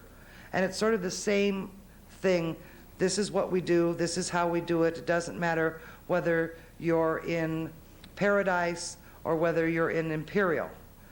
We have this little cookie cutter, and it's all about testing. Now, I could give you the history on testing, but I believe you know it. And Wayne did submit testimony, and it's there, and it's lengthy, and it has history, because as we know, he is a history teacher. So I will talk a little bit more about passion, because I am an elementary school teacher, and that's what I do. English language, math, social sciences, history, science, those were the things we're supposed to test. I spend a lot of time in schools. What I see in schools is reading and math and reading and math. I had a teacher tell me that a middle school teacher who was a science teacher was told by one of her students, "I don't have to do that. It's not on the test." And that is the mentality that we are teaching with the test. And you heard about arts, you know about arts, science, PE, all those things are just being left out. It's very pathetic. I do want to tell you just a little bit about what we surveyed our teachers. As you know, we do that quite often. The vast majority of our teachers, 74%, believe that the kind of teaching that will boost these test scores is not the kind that best encourages students to learn. 74% of our teachers said that. More than 70% of the teachers believe that the STAR test discourages the teaching of analytic skills because those skills do not generate higher test scores.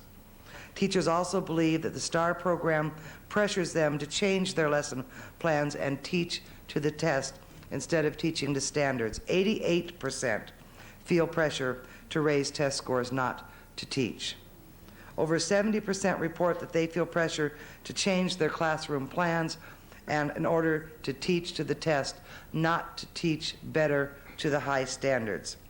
And nearly 72% believe the test reduces the amount of material taught because teachers are encouraged to teach just what is on the test. It is affecting the teaching methodology in very, very bad ways. Now I want to give you 3 points, and then I want to make one extra one. What do we need to do with this testing? We need to, yes, we need to first of all find a simple, decent test that doesn't take our students out of instruction for 300 to 500 minutes a year, that doesn't cause second graders to have a test every day for 7 days that's 90 minutes long. I know everybody in this room has had trouble sitting for the period of time we've been here. And we are adults, and children sitting and doing a test, it's appalling. Children sitting and doing a test in a language that they don't understand is even worse, especially when they look at their teacher who is supposed to teach them, and their teacher will not help them. That is a serious, serious problem. Another... That was last week's hearing. Anyway, go ahead. It fits into the methodology. I'll make it fit if you want me to talk longer. I knew that was true. Just believe me on this. Okay, we need to reduce the amount of testing, the amount of time devoted to testing, and, as I said, we need to recognize testing English language learners is a very, very bad thing. As you know, CTA has sponsored a bill introduced by Jackie Goldberg, AB 2347, and it would help ensure that testing is appropriately constructed and appropriately administrated. The fourth thing is we need textbooks, classroom facilities, and equal learning for the poor, because most of our affluent children are doing fine on this test. Guess what? They're doing fine in their education. This is just another thing that is pushing onto our poor children.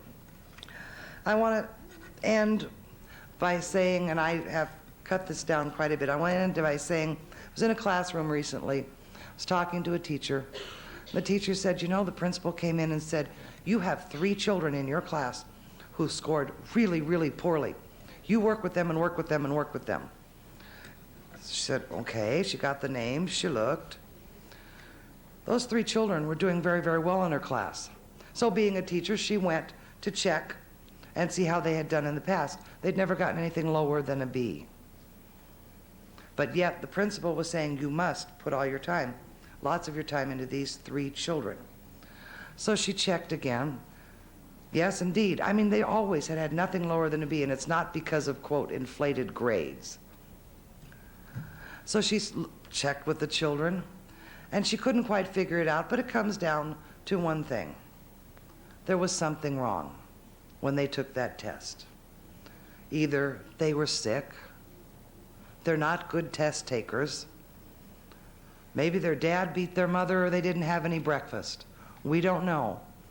But that's not the way to judge a child at our education system. Or maybe they randomly checked the bubbles. Yes, they could have. Well, if they were little kids, they could have very easily. Which I've observed. I mean, you have some children that are so intimidated by this format of a test, they'll just do that. Sure. Yeah. As a teacher of small children, we teach patterns, so they could easily just do a pattern. Teaching methodology is suffering. The act of teaching is suffering. And I think we heard from that very nice young woman also, young teachers, we need them desperately. Why would they want to come and teach about a test when they're either coming because they have a passion for children or a passion for a subject? So we need to change this cold shower. Thank you very much. Thank you. Can I ask you, Barbara, can I ask you? Sure. I mean, this has certainly been an issue for me ever since I was elected, but what would be the best course to take? Would it be to completely, I mean, in your opinion, to throw out the existing STAR exam, which has, you know, incrementally You know, we do have some standards-based questions in the language arts, you know, and of course the plan is to eventually kind of take away the, you know, the norm-based test and make it all standards-based. I mean, that is the plan.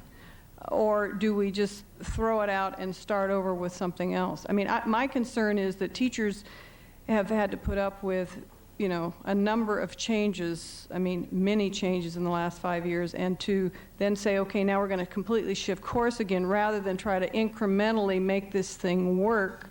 I mean, I'm not sure which is the best method to go. I mean, my feeling is we shouldn't base the academic performance index solely on this one instrument. That was and the that we plan. need multiple measures, and I attempted to do that. But you know, I think that makes a lot more sense. It's more accurate, and I don't think teachers mind doing a one big test a year. I mean, we've done it for years. It's just that the stakes, the high stakes that now are attached to this, has made it very problematic. So, I'm not sure. The word is tainted. You know, perception is everything. Yeah. So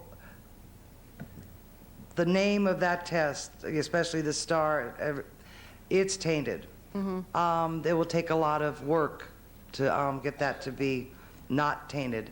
If it's a test that doesn't test kids for 7 or 8 days straight and loses a lot of instructional time, if it's a test based on standards and it's not something that is the focus of the entire world, I don't think teachers care what it's called.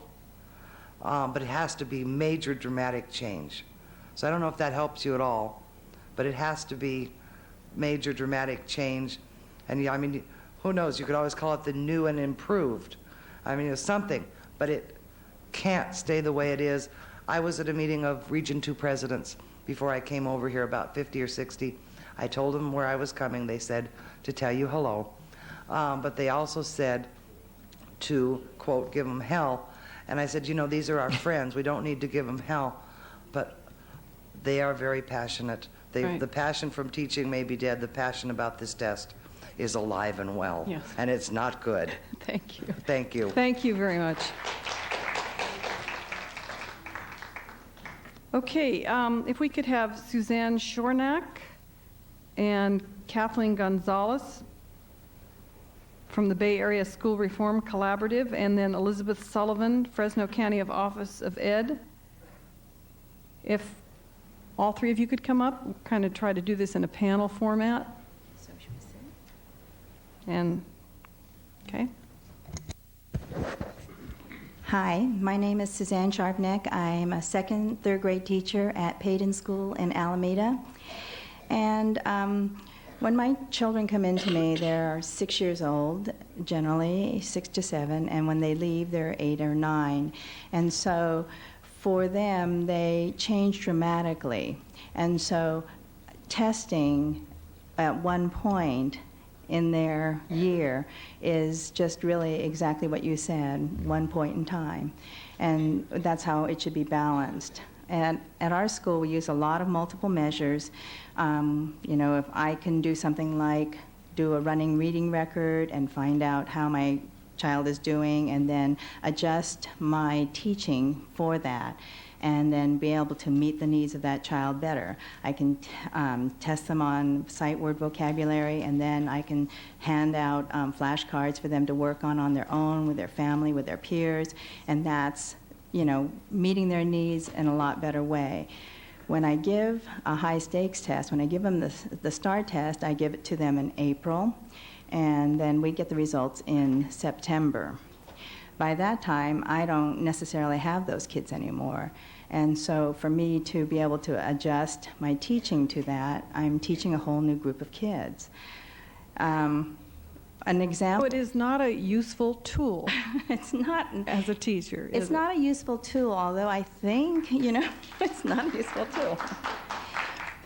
I even had an incident this year where parents came up to me in September. We're year-round, so we started school at the end of July. And parents came up to me in September and said, gosh, what is this? What does this mean? You know, and I couldn't even tell what they were talking about. But they had received their parent report before our school was able to look at the data and know what was going on. We did not get our reports before they did.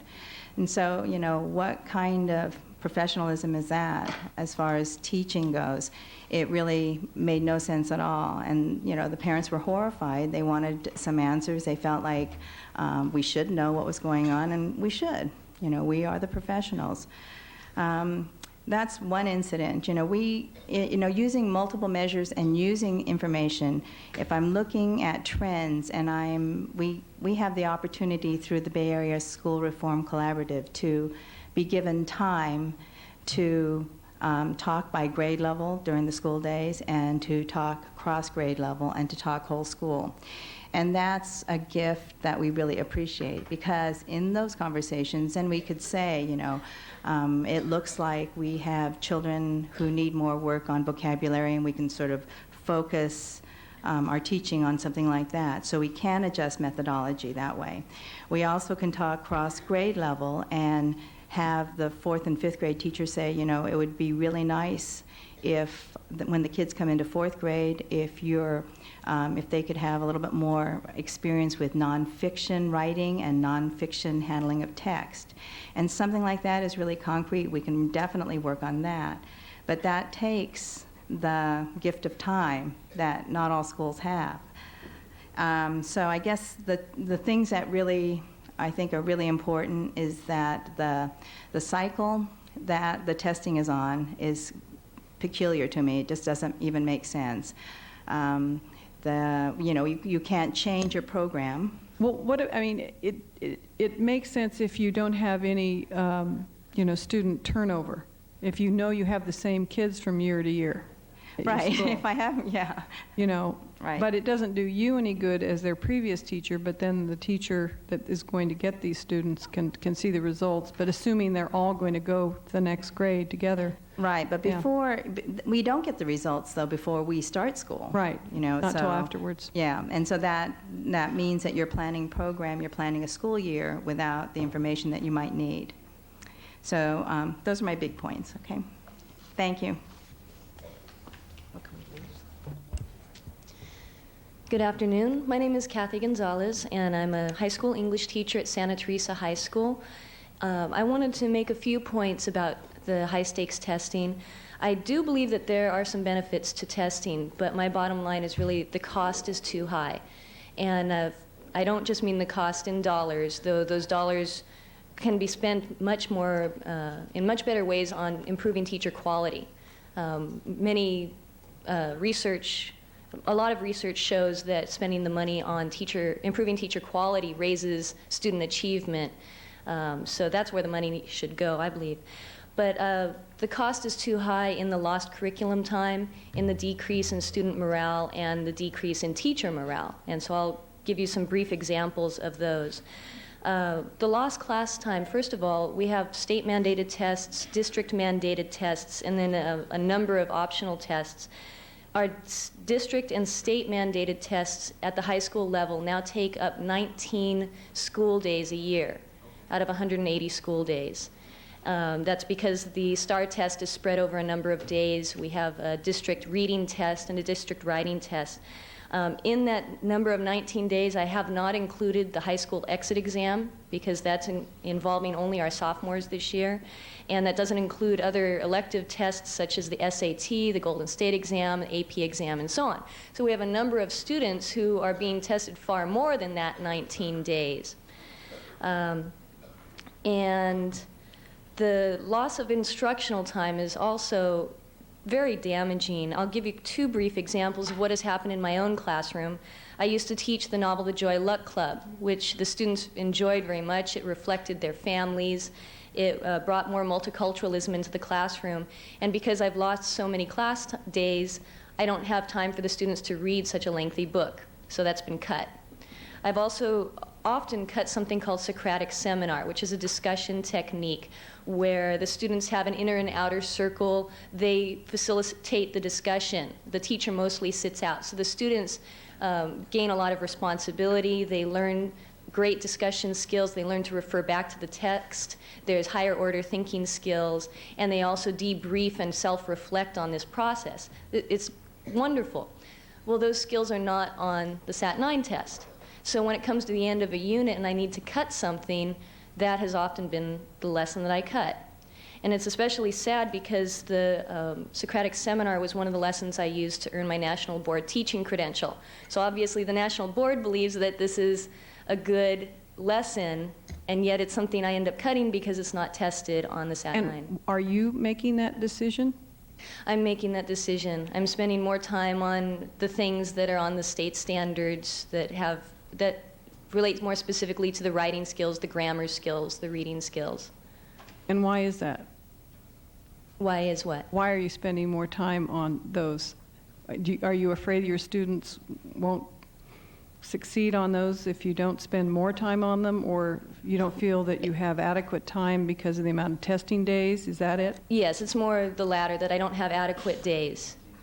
Something needs to be cut because we're spending 19 days just on testing. So something has to give How is your somewhere. school doing in terms of the academic performance index? We have increased steadily over the last 4 years. Have you? Yes. And are most of the teachers in your school doing what you're doing, and that is concentrating more time on what's being tested on the STAR and throwing out some of the other things that they would normally do? Yes, I can say at least within my English department, I know that's true. Mm-hmm. Yeah, and there is a lot of pressure coming down on us to prepare the students for that exam. Okay. We're feeling the pressure of even legal issues, that we can be sued, that the school and the teachers can be held accountable if our students are not passing, particularly the high school exit exam as that comes up. Right. Thank you. And the over-testing really loses its meaning. The students don't see the value in it, they don't see the reason for it, and it's not tied directly to our curriculum. I have had students who do bubble in the Scantron forms making pretty patterns, so that's very true.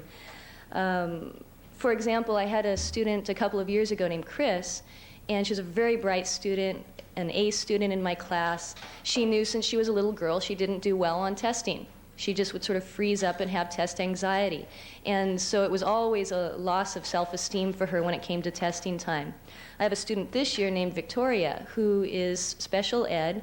She is very good at oral presentations. She's very good at working in groups. She's terrible at taking tests. She can't focus very well on something for a long period of time like that.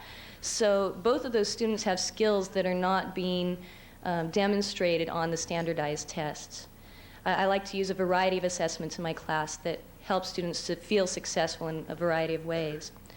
And so just to close, I'd like to say that what I would like to see out of our assessment is a quick data feedback loop.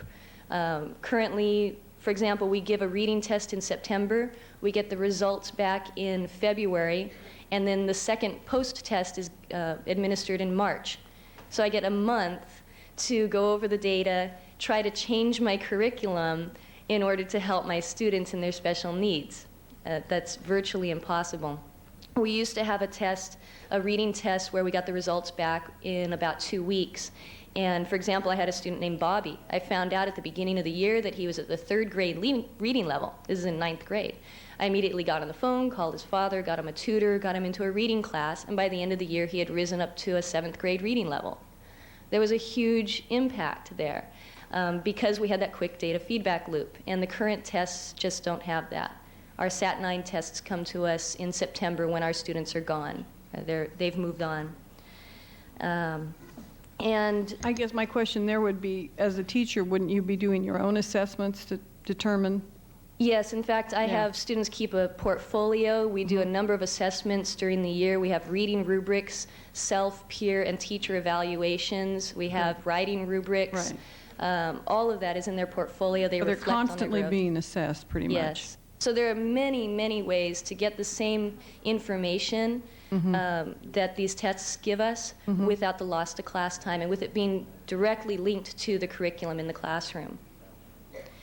And my final comment is I was very moved by what Barbara Kerr had to say, that the testing is a cold shower. And in fact, last year, at about this time last year, with all the testing, mandated testing coming down on us, I considered leaving teaching because of this issue. And I'm a national board certified teacher. I'm a PAR mentor, a master teacher, teacher of the year in 1998, and I was ready to leave the profession over this issue. So it is a cold shower. It does affect our passion. But I'm here today to be a voice for my students as well as for our profession. So thank you very much for listening. Thank you. Thank you.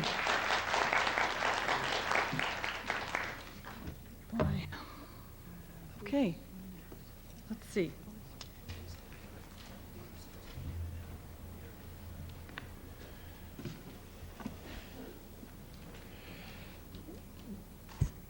Good afternoon. My name's George Sheridan. I'm a teacher and a parent. I have 2 children currently in California public schools, and I'm here representing the California Coalition for Authentic Reform in Education. And Dr. Susan Harmon and I will be making very brief remarks so that we can squeeze 2 people into one time slot. Thank you. Okay. The first point I want to make is that the high-stakes standardized tests abuse fragile children. Last year, the 7-year-olds in my class had to sit still for 11 tests, which took more than 8 hours to administer. Several of those children had already suffered severe traumas in their young lives, including loss of parents and various kinds of abuse that got them into the foster care system. On the first morning of testing, one of those little girls fell out of her chair and curled up on the floor in a fetal position. At the conclusion of testing, I noticed dramatic regression in a very disturbed boy whose behavior had been improving throughout the year. The tests change our classrooms from places where children are valued into hostile environments. That's the instructional consequence number 1. The test itself is the worst possible kind of instructional methodology. We lose the starting point for all of our work, which has to be based on mutual respect. It's intolerable that the state not only allows but requires us to subject children to this kind of stress. Testing-induced nausea is common enough that there's even a protocol. We get it in our directions for the test. It includes saving the vomit-covered test booklet in a plastic wrapper to return to McGraw-Hill. The second point I wanted to make is that tests undermine students' self-confidence and their trust in teachers. During all the hours of testing, we're strictly prohibited from answering students' questions or giving them the kind of help and encouragement that they naturally expect from caring adults. There's no way to explain to a second grader why it's critically important for the teacher not to answer the simplest question for clarification. But that's the rules in a standardized test. The 8th and 9th grade students are well aware of the high school exit exam. Some of them have realistically concluded they can never pass that exam. Teachers are struggling every day to convince those students that they have a reason to stay in school for another 3 to 5 years. So, instructional consequence number 2, discouraged students do not learn. Consequence number 3, the tests distort the curriculum. At a high school near my home, the special ed curriculum in math now consists of preparation for the high school exit exam. Students are being drilled on the sample questions on the exit exam, although those students don't have the foundation in math to understand what they're doing. The test has become more important than any real or lasting learning. In a large urban district in Orange County with a high number of limited English proficient students, teachers were told to concentrate on teaching math because in the short term it's easier to raise those scores than to make students proficient in English. Never mind what the students might need in the long run. At one Orange County school, the principal discourages field trips and assemblies so that teachers and students can focus on the tested curriculum. But by building the background knowledge that poor children lack, the co-curricular activities are crucial to improving reading comprehension and academic achievement. Finally, I want to say that high stakes create incentives to ignore some children. In the same district I was just talking about, the administrators have instituted a system of triage. Teachers serving needy populations, as you know, often devote much of their time and effort to students in the bottom third of their class. But teachers in this district because all their students are so low, have been told to focus on the middle third. The theory is that with a lot of effort, a student at the very bottom might move from the 2nd to the 10th percentile, but it wouldn't help the API. The effort should be spent on kids whose scores will make the district look better.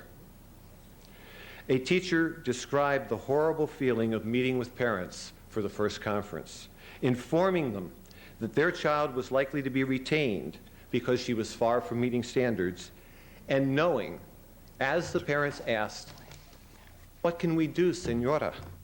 that she was not supposed to waste class time on teaching those children.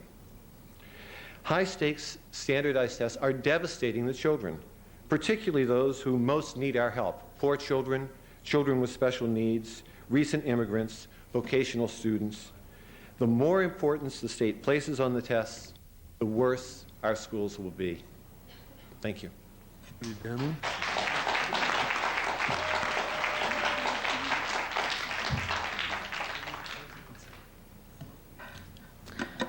Hello there. I think the first thing we all ought to do is give a round of applause to the chair and her aide for being here all this time.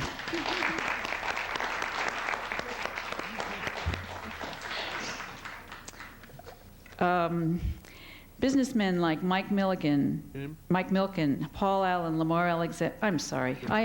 Yes, I'm sorry. For the record, thank you. I'm Dr. Susan Harmon. I'm one of the founders of CalCare, which is the California Coalition for Authentic Reform in Education. My doctorate is in special education. I've been a teacher and a psychologist involved with the schools and an administrator for over 30 years in the process of starting a charter school. And I've been working to resist the test for over 15 years, and I'm getting tired of it. So I'm not just going to talk about testing today. Okay. Businessmen like Mike Milken, Paul Allen, Lamar Alexander say they will turn the $700 billion education sector into the next healthcare. That is, transform large portions of a fragmented cottage industry of independent nonprofit institutions, no-profit institutions, into a consolidated, professionally managed, money-making set of businesses that include all levels of education. Now, this is not a quote from some radical rag. This is a quote from the New York Times. I believe this is what's happening in education right now, that the bottom line is the bottom line. I was delighted to see George Leonard be the first speaker here. He was one of the people who inspired me to go into education, and I loved, of course, what he said. He's been saying it for a very long time. He mentioned A Nation at Risk, which in 1983, he called it a Cold War document, really started this trend to discredit the public schools. We call it the sky is falling media approach. Despite international results which say that our middle-class kids do as well as the most high-scoring nations on earth in reading tests, and our poor kids do as badly as the poorest nations on earth, we still, the Ed Summits and the media have relentlessly attacked public education. So after they decided to start discrediting public education, the next tool was the tests and standards. I don't think there is a way to improve these tests. I think they're inherently disastrous for education. But the tests scientifically prove that our schools are bad, even though we know that the API really stands for the Affluent Parents Index. It correlates most closely, all tests, with income. They also, maybe even more important,